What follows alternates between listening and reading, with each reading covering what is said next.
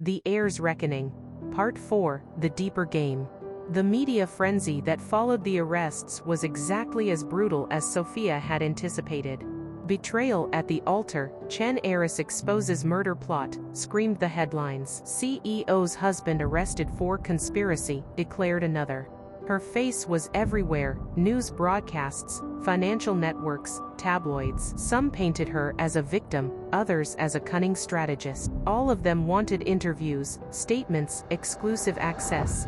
Sophia gave them nothing. She let her lawyers handle the press while she focused on what mattered, securing her company, and unraveling the rest of the conspiracy.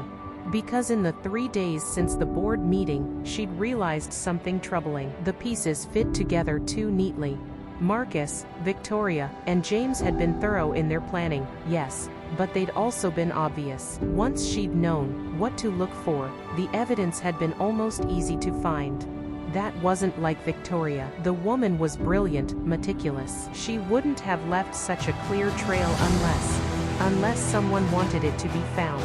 Sophia sat in her office at Chen Industries headquarters, the city lights glittering below as evening fell. The room was exactly as she remembered from her previous life, the same mahogany desk her grandfather had used, the same jade sculpture her grandmother had given her, the same view of the Huanghe River winding through the city. But she was different. She saw threats where before she'd seen opportunities. She questioned where before she trusted.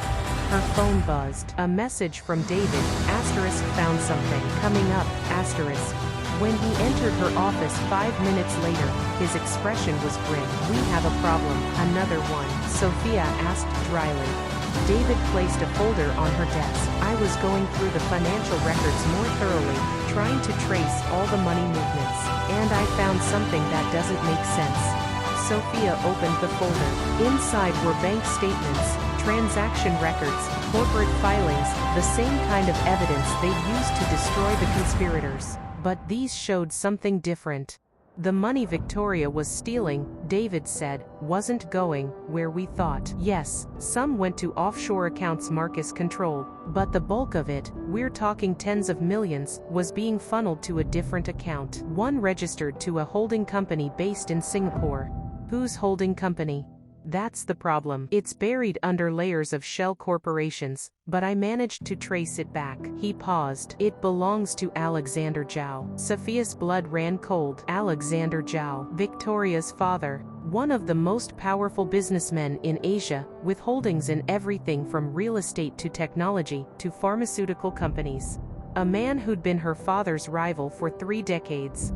Victoria was working for her father, Sophia said slowly, the pieces clicking into place.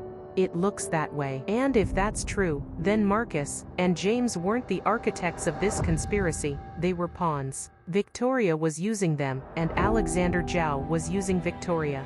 Sophia leaned back in her chair, her mind racing. In her previous life, after her death, what had happened to Chen Industries? She'd been so focused on the immediate betrayal, she'd never thought about the bigger picture.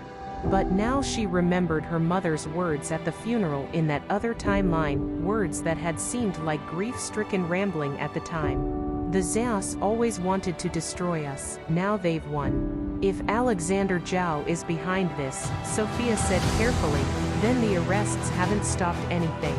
We've just removed the visible pieces from the board. Exactly. And there's something else. David pulled out another document. 2 days before the board meeting, Alexander Zhao purchased a significant stake in Chen Industries through a series of proxy investors. Not enough to trigger disclosure requirements, but substantial. If something were to happen to you and your father, he'd have enough influence to take control in the chaos, Sophia finished, especially with Victoria as CFO, already positioned to manipulate the finances.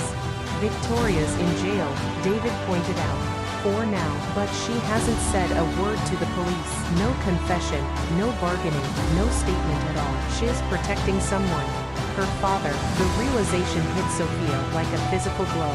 The entire conspiracy, Marcus' courtship, the wedding, the planned murder, it had all been orchestrated by Alexander Zhao. not just to steal Chen Industries, but to destroy the Chen family completely, to take everything her grandfather had built and grind it into dust. And she'd only stopped the first wave. "We need to see Victoria," Sophia said abruptly. David blinked. "What?" "Sophia, she tried to have you killed." "I know, but she's also the only one who can confirm what Alexander Zhao is planning. And I think..." Sophia paused, remembering the hatred in Victoria's eyes as security led her away. "But also something else. Something that might have been regret. I think there's more to this than we know." An hour later, Sophia sat in a dark interrogation room at the Shanghai police headquarters, waiting. The walls were gray, the table bolted to the floor, the air conditioning humming with industrial efficiency. Through the one-way mirror, she knew David and her lawyer were watching. The door opened, and Victoria Zhao entered in handcuffs, wearing an orange detention uniform that seemed obscene on someone who'd only ever worn designer clothes. Dark circles shadowed her eyes, her hair hung limp around her face. When she saw Sophia, something flickered in her expression. Then it was gone, replaced by that same cold hatred. "Come to gloat?" Victoria asked, sitting down across from her. "Come to understand," Sophia replied. "Understand what?" "That you won. That I'm going to prison for the rest of my life while you get everything." "Understand why you did it." Sophia leaned forward. "We were friends, Victoria. Real friends. Or at least, I thought we were." "What happened?" For a long moment, Victoria said nothing. Then she laughed, a bitter sound. "You really don't know, do you? You never knew. Then tell me." Victoria's hands clenched on the table. "My father happened. Alexander Zhao, who built an empire through ruthlessness and cunning, who expected his children to be equally ruthless, equally cunning, who made it very clear that failure was not an option. So this was about proving yourself to him. This was about survival." Victoria's voice rose, raw with emotion. "You don't know what it's like, Sophia. You were born into unconditional love. Your parents supported every decision you made, every dream you had. My father, he gave me one job: destroy Chen Industries, infiltrate your company, become indispensable, and when the time was right, help him take everything." Sophia felt something twist in her chest. How long? How long what? How long were you working for him? When did our friendship become a lie? Victoria looked away. "From the beginning, we met at Harvard, remember?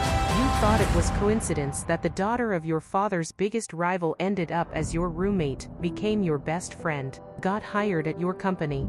She laughed again. "My father arranged all of it. Every moment of our friendship was calculated." The words should have hurt. In some ways they did. But Sophia had already mourned this betrayal once, had already bled out on a hotel floor knowing her best friend had handed her killer the weapon. This time, the pain was distant, manageable. "And Marcus?" Sophia asked.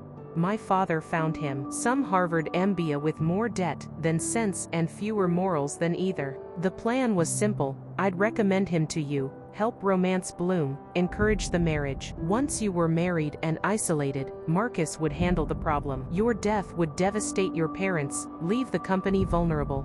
My father would swoop in with his newly acquired shares, offer stability in the chaos, and gradually take control." But it didn't work.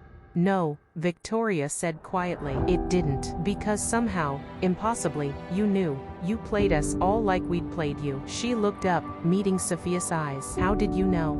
Sophia could have lied, could have claimed brilliant deduction or lucky suspicion. But looking at Victoria now, seeing the exhaustion, the desperation, the cracks in the facade, she took a risk. "Because I've lived through this before," she said simply. "In another life, your plan worked. Marcus killed me. You all took the company, and I died on that hotel floor, betrayed by everyone I trusted." Victoria stared at her. That's insane, is it? How else would I have known to record your conversations? How else would I have known about the offshore accounts, the shell companies, the exact timeline of your conspiracy?" Sophia leaned forward. "I died, Victoria, and somehow, I came back, given a second chance to stop you all." For a long moment, silence hung between them. Then Victoria's expression crumbled, and tears spilled down her cheeks. I'm sorry, she whispered. God, Sophia, I'm so sorry. I never wanted. I tried to tell myself it was just business, that you'd never know, that it would be quick and painless. But every time I looked at you, every time you smiled at me, or confided in me or trusted me, she broke down completely, shoulders shaking. You were the only real friend I ever had. The only person who saw me as more than Alexander Zhao's daughter. And I betrayed you anyway because I was too weak to stand up to him. Sophia watched her former friend cry, and felt something unexpected, pity. Victoria had been a victim too, in her own way, a prisoner of her father's ambition, molded from childhood into a weapon against the Chen family. I need your help, Sophia said quietly. Victoria looked up, eyes red. What? Your father isn't going to stop. This was just the first attempt. He'll try again, find another angle, another weakness. I need to know what he's planning. I need to know how deep this goes. He'll kill me if I betray him. He's already betrayed you, Sophia pointed out. You're in jail, facing decades in prison. Marcus and James too. But where is your father? Safe in his mansion, probably already planning his next move. You were expendable to him, Victoria, a tool to be used and discarded. Victoria's jaw tightened. Fresh tears spilled over, but these were different. These were tears of rage. He has contingencies, she said finally. Backup plans. If this failed, he was prepared to move more directly. He has dirt on half the board members at Chen Industries, affairs, embezzlement, corporate espionage. He was planning to use it to force a hostile takeover. What kind of dirt? Victoria started talking, and Sophia listened with growing horror as the scope of Alexander Zhao's conspiracy unfolded. It wasn't just about Chen Industries. It was about destroying every major family that had ever opposed him. The Chens were just the biggest prize. He has files on everyone, Victoria said. Senators, judges, corporate executives. 30 years of collected leverage, all cataloged and ready to be used. He calls it his insurance policy. Where does he keep these files? His private estate outside Shanghai, in a vault in his study. Everything's backed up on encrypted servers, but the originals are there. Physical evidence, recorded conversations, photographs. Everything you'd need to destroy someone's life. Sophia's mind raced. If she could get access to those files, she could neutralize Alexander Zhao completely. But it would also mean breaking into one of the most secure estates in China, evading security, cracking a vault, and escaping with evidence. It was dangerous, possibly suicidal. It was also exactly what she needed to do.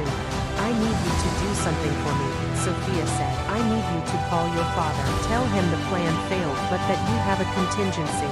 Tell him you can still salvage this, but you need to meet with him tonight.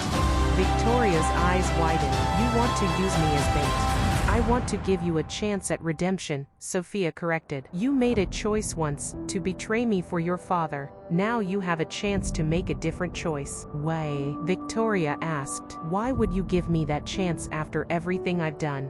Sophia thought about her previous life, about dying with hate in her heart, about the years her parents had spent consumed by vengeance, about how it had destroyed them as thoroughly as the conspiracy had destroyed her. Because someone once told me that holding on to anger is like drinking poison, and expecting the other person to die, she said softly. And because despite everything, part of me still remembers when we were friends, when it was real. Victoria's face crumpled again. It was real, she whispered. Not all of it was a lie. Some of it, some of the best parts of my life were real. Then help me end this, Sophia said. Not for revenge, for justice. Victoria was silent for a long moment. Then she nodded. Okay, she said. I'll do it. I'll help you bring him down. 3 hours later, Sophia sat in a car half a mile from Alexander Zhao's estate, listening through an earpiece as Victoria made the call. David was beside her, looking increasingly anxious. This is insane, he muttered. If you get caught. We won't get caught, Sophia said with more confidence than she felt. Through the earpiece, she heard Alexander Zhao's voice, smooth and cultured. Victoria, I was beginning to think you'd forgotten who your real family is. I could never forget, Father, Victoria said, her voice steady despite the circumstances. I have a solution to our Chen Industries problem, but we need to move quickly, tonight. Can you meet me? There was a pause. Sophia held her breath. Where? Alexander asked. Your study. I have documents that need to be secured in your vault. Evidence that will ensure our next move succeeds. Another pause, longer this time. Sophia could almost hear the calculation in that silence. Midnight, Alexander said finally. Come alone. The line went dead. He suspects something, David said immediately. Of course he does, Sophia replied, but his arrogance won't let him believe Victoria could actually betray him. He thinks he owns her completely. She checked her watch. 3 hours until midnight. 3 hours to prepare for the most dangerous gambit of her life. In her previous timeline, Alexander Zhao had won. He'd taken everything, destroyed her family, and walked away untouched. The perfect crime executed by a perfect predator. But Sophia had learned something in her second life. Predators only stayed on top as long as their prey didn't fight back. And she was done being prey. She was going hunting.